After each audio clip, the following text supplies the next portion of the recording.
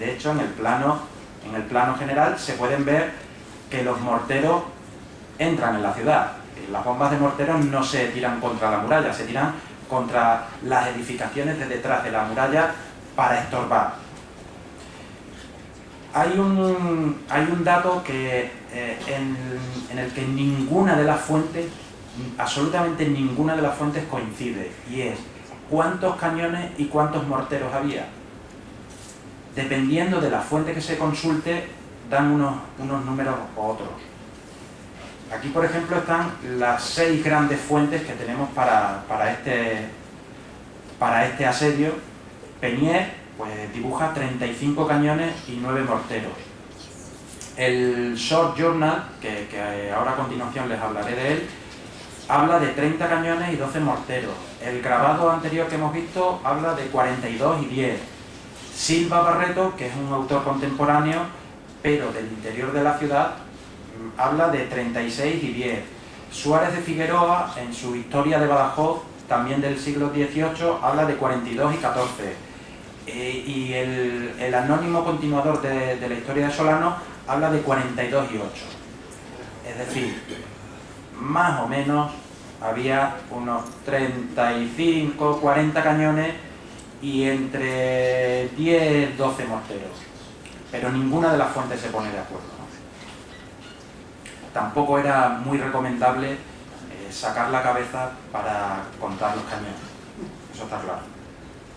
Bien, en A Short Journal de Sigue of Badajoz, un pequeño diario de la sede de Badajoz, es un documento que hemos localizado en el curso de esta investigación.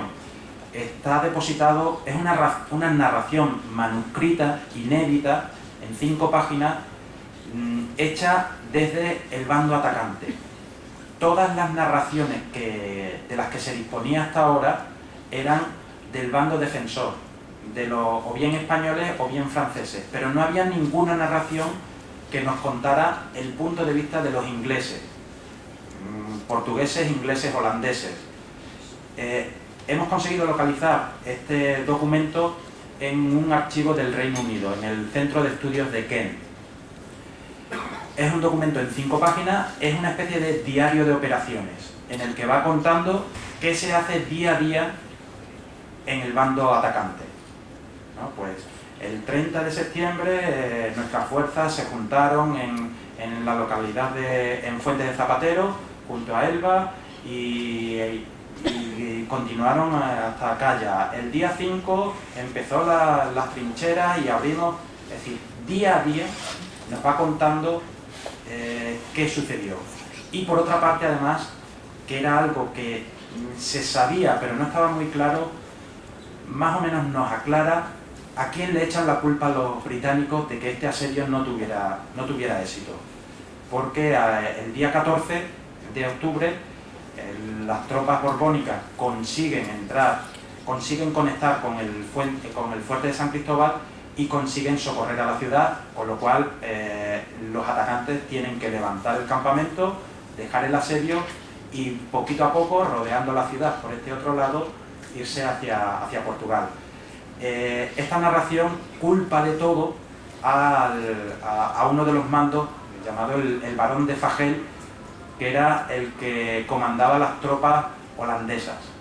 Lo culpa por su indecisión, porque no dio credibilidad a los informes de los espías y pasó el Guadiana, pero lo volvió a pasar y cuando se dio cuenta ya habían entrado, ¿no? Digamos que culpa muy claramente al barón de Fagel de todo esto.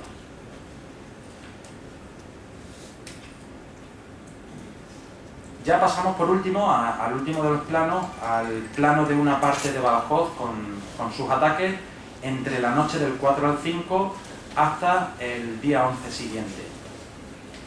Este plano, bueno, pues es el cuarto escalón de ese zoom, tanto espacial como temporal, que ha estado haciendo Penier. Es también el único de los 4 que no tiene una unidad de escala. En el resto de ellos, la escala está expresada en leguas, en toesas, pero este no.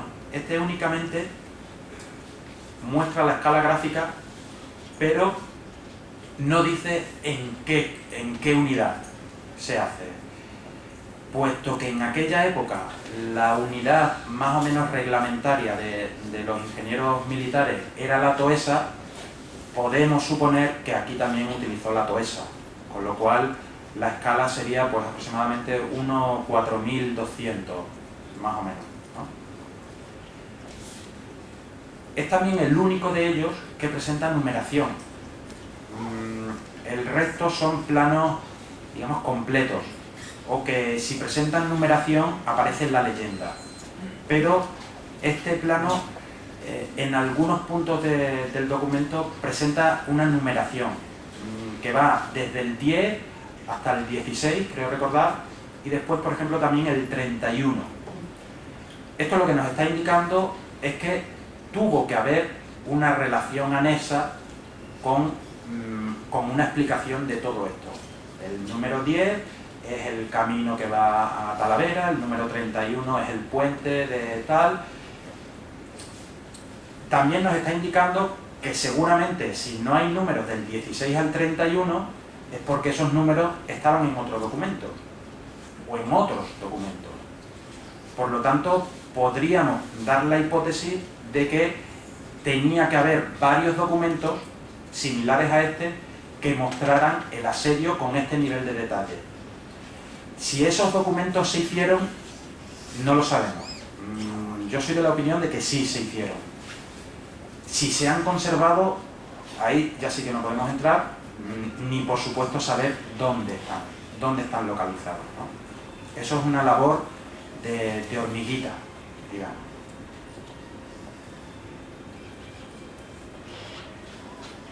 Es también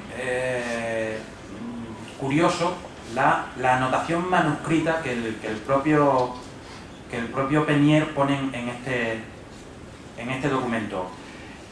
Aquí está la transcripción literal de lo que pone. El mariscal de Tessé, yo les hago la traducción, el mariscal de Tessé, habiendo asegurado la plaza el 14 por la mañana, eso de Matny está escrito así en el documento, no es un error mío. Pues Lord Galloway levanta el asedio en la noche del 15 al 16. Es decir, da una pequeña pincelada de qué sucedió después de lo que está representando en este plano.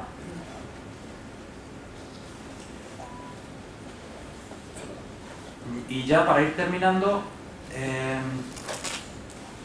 una buena forma de ver en qué influyó el hecho de construir el Rebellín de San Roque es comparar la posición de las baterías.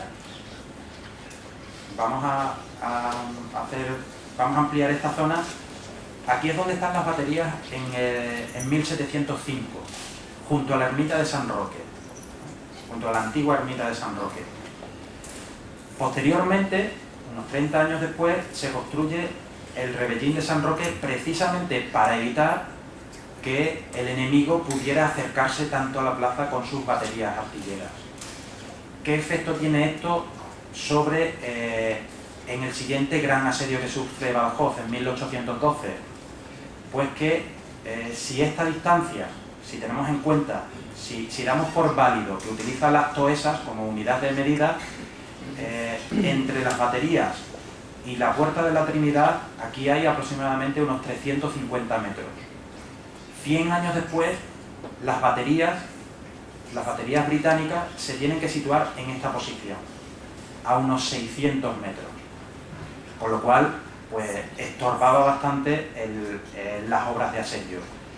Eso simplemente gracias a la construcción del Rebellín de San Roque, lo que da una idea de la importancia de ese elemento que, aunque no forma parte, digamos, de la estructura primitiva de la fortificación, sí es un elemento de vital importancia para la defensa de la ciudad.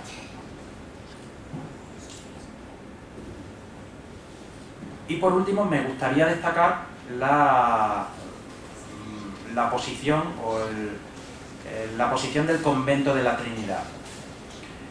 El convento de la Trinidad es el gran culpable, entre comillas, de que la fortificación de Badajoz estuviera mal hecha. digamos que la presión en aquella época de la Iglesia debía ser bastante fuerte. Y hubo una gran presión tanto de la Iglesia como de la propia ciudad para que la fortificación de la ciudad englobara al convento de la Trinidad. Cuando se pasa de la fortificación medieval a la moderna, los primeros proyectos simplemente pues arrasan con el convento porque está en lo más bajo de la ciudad, desde la zona de la Picuriña se pueden poner una batería de artillera y bate prácticamente toda la zona toda la zona hasta casi San Juan. Sin embargo, la presión de la ciudad y la presión de la Iglesia hizo, y también porque era más barato seguramente, hizo que la fortificación se hiciera rodeando al convento. ¿Cuál fue la consecuencia? Pues 20 años después, este asedio, en el que todos los ataques se hicieron en este sector de la fortificación porque era el más vulnerable, ¿no? Precisamente la otra batería que no aparece, que sí nos aparecía en el otro documento, se construye para acallar los fuegos que desde este baluarte están haciendo contra los atacantes. Es decir, esta batería que se hace a continuación no se hace tanto para abrir brecha en la muralla como para acallar los fuegos que vienen del baluarte de la Trinidad. Bueno, y con esto más o menos he querido darles una pequeña pincelada de aquellas aportaciones que yo considero más importantes que pueden hacer estos planos. Por supuesto, hay mucho trabajo por hacer. Cualquier investigador o cualquier historiador, estoy convencido de que va a poder sacar muchísima más información de la que yo he podido sacar. Mi labor, digamos que ha querido reducirse a dar a conocer estos planos que eran desconocidos para la historia de la ciudad y bueno, pues poner mi granito de arena para que poco a poco, precisamente este asedio es uno de los grandes desconocidos de la historia de la ciudad, pues el que poco a poco sea algo más conocido. Esta obra es algo que me han preguntado mucho, si se vende. No se vende. No se vende. Gracias a la subvención tanto del Ministerio de Defensa como de la Diputación Provincial y de Cuatro Gatos, hemos podido hacer una edición novenal, que no está a la venta. No hay muchos ejemplares tampoco, porque hemos querido hacer una edición cuidada, por tanto no hay muchos ejemplares, pero sí hay los ejemplares suficientes para que por lo menos cada uno de ustedes se lleve un ejemplar. Digamos que es lo mínimo que puedo hacer, ¿no? Para agradecerle su asistencia y bueno, en cualquier caso, toda la información que aparece en la carpeta que les están repartiendo, toda la información está disponible a partir de mañana en la página web de Cuatro Gatos, para su descarga libre, gratuita y sin restricciones, tanto del PDF original como de los planos. Eso sí, los planos que se pueden descargar de la página web tienen una marca de agua porque nos lo exigen las instituciones que han prestado los originales suyos. Pero cualquier persona interesada que no pueda acceder a la publicación en papel, se la puede descargar de forma gratuita a partir de mañana en la página web de Cuatro Gatos. Y por mi parte nada más, simplemente agradecerles su atención y esperando no haberles aburrido demasiado, de nuevo les agradezco su asistencia.